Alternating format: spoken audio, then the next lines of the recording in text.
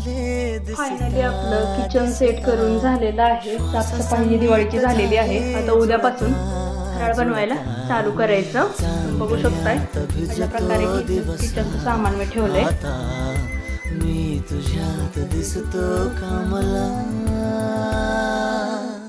हे आपण काल तयार केलेलं होतं कलरिंग.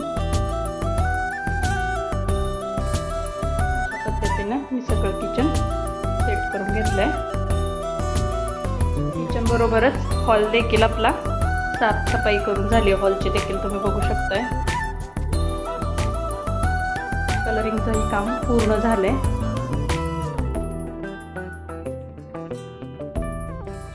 ही आहे आजची रांगोळी. आजही तू द्या